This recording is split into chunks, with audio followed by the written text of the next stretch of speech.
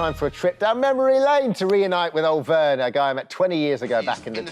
Whoa. No one needs to be reminded of what are you doing? Where's your hair?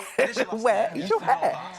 Oh, don't they both just look gorgeous? Whoa. Well, here to have a little chat with us is our Vernon. Hi, Vernon. How you doing, darling? Vernon! That is a blast down memory lane. Wow, we've changed so much. I know, and in your head, you're like, well, it's 10 years ago, wasn't it? And then you watch that and you go, it really wasn't 10 years ago. I think you both look really good. The hair's different on you, Vernon, and you, Dermot, but literally your faces are exactly the same as far as I'm concerned. I think you both look the same. You do. You look emaciated there. Look at the state of me. How are you, Vernon? It's that post-90s look, Dermot. That's what it is. That's what it was. Oh. You know what I mean? I'm really good, Alison. Thank you very much. How are you guys? Awesome show this morning, by the way. Are you enjoying it? Oh, good. Thanks for watching. Yeah. Yeah, I've been watching you on Instagram, actually, and I've really enjoyed watching your recipes, mainly. The one I watched the other night was you were making this sandwich. It had biscuits in it, sour cream. There was chicken, coleslaw. There was literally every single thing in that sandwich. I've never seen digestive biscuits in a sandwich before, but it seems like it works. I mean, where did you get this recipe from?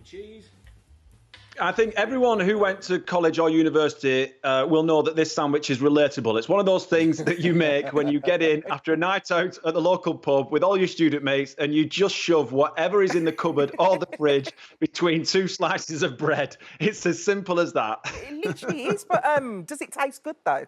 I mean, would Tess have a bit of that sandwich or not? Maybe not?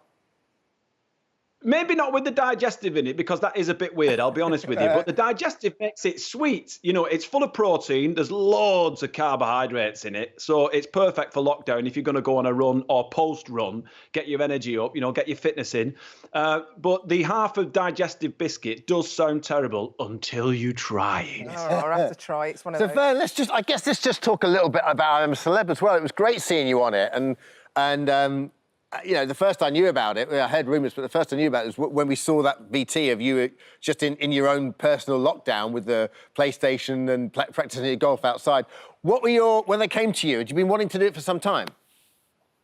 I've been asked to do it for several years, yeah, and this year was perfect because I host Formula E, which is electric motor racing, and we go all around the world with all the races. And the start of this season is always when I'm a celebrity star, so I haven't been able to do it. But this year, because of COVID, the start of this season was postponed and put back. We start at the end of February in Saudi Arabia. So I thought, you know what, this is the perfect chance to get my my boots on, get my red and blue hat on, and get cracking and get stuck in. And do you know what, Dermot, Alison? I thoroughly enjoyed it, and I recommend the experience to anyone. All right, there's a lot of bugs, there's a lot of, you know, creepy crawlies and hideous food and that kind of stuff. But as an experience, making friends, getting to know people, no digital devices, the whole thing was superb. Thoroughly enjoyed it. Life-changing experience. Yeah, I was really excited to see you on it because I knew you'd do really well because you're such a great team player and you're such a personable guy and you love people. But did it surprise you at all about how much you enjoyed it? It did. It did. It really did. But I think that's all because of the cast. We had a great cast of characters, and they were characters, and a great mix of personalities. But the one thing that made it perfect was that no one was a closed book. Everyone was open to a conversation. Yeah. Everyone was open to any topic of conversation, which in this day and age we know is really, really important to just get it out and chat. And I think that's what created a tight bond between us all. And also, it enabled us to poke a little bit of fun at each other. Yeah, for sure. And have you got a WhatsApp group now, all of you? Are you still staying in touch? Oh, yeah. Oh, yes. And I can tell you now, Shane Ritchie is as prolific in the WhatsApp group as he was in the castle. Oh, yeah. I'd love to be in that WhatsApp group. I really would. But let me take you back 20 years now, Vernon. Obviously, it's time when T4 was happening. You and Dermot were friends. When you look back at that... So are you still, like, proper mates? After that big falling out we had. Huh? Are you still proper good mates, then? We don't see it. I mean, me and Vern used to go on holiday together. We went skiing together a few times. Really? You know, the life takes over and you have kids and stuff. But we still keep in touch a lot. We talk a lot about the NFL as well. And what can you think about your... We're actually in a... Sorry, Alison. We're actually in a T4 WhatsApp group with a couple of guys who were former cast members of Hollyoaks. Yeah, that's right.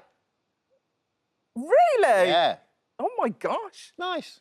It was really Ben warm Shepherd. memories. It was so different then because there was no social media. You didn't have like loads of people following you, commenting on what you had to say. What are your earliest memories of the time on T4? For me, T4 was just joy, pure joy. I got to meet the musicians that I adored.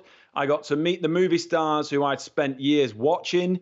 It put us right in the mix with everything that was going on culturally, music, art, television, movies. We were there at the forefront, and it was 4 people just having fun on live television. And sometimes it was great, sometimes it went a bit wrong.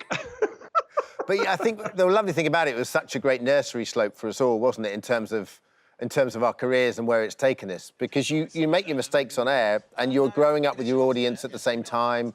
You know, it wasn't really scripted. There was no real, you know, we were able to almost left to our own devices, kind of.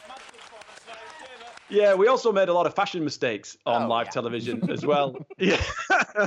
But you're right, Dermot. You know, if you look at the cast of T4, every single lad and girl who joined the cast has gone on to do great things. You know, look at what June's doing at the BBC, head of diversity. It's amazing.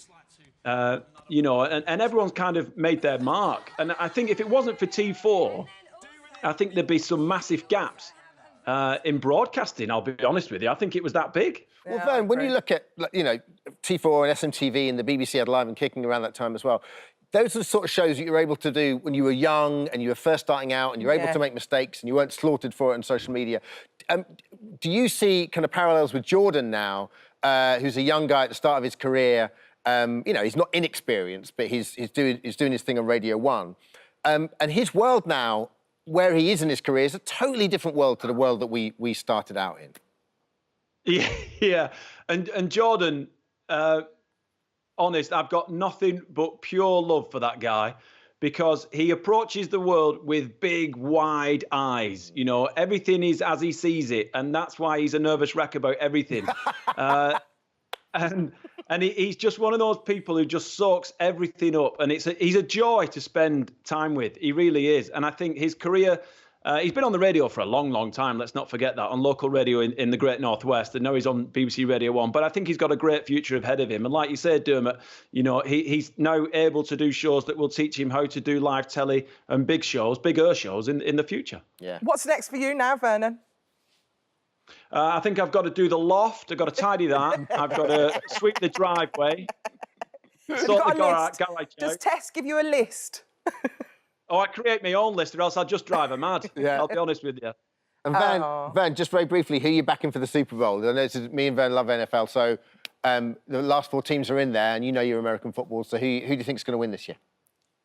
Yeah, I would like the Kansas City Chiefs to go back-to-back, but their quarterback is injured. I don't know how that is going to affect the semi-finals this weekend. I'm going to go Tom Brady and the Tampa Bay Buccaneers, just because he is the greatest quarterback of all time, and it'd be amazing at 43 for him to win another Super Bowl. You were going to go Brady as well? I was going to go with that as well, Vernon.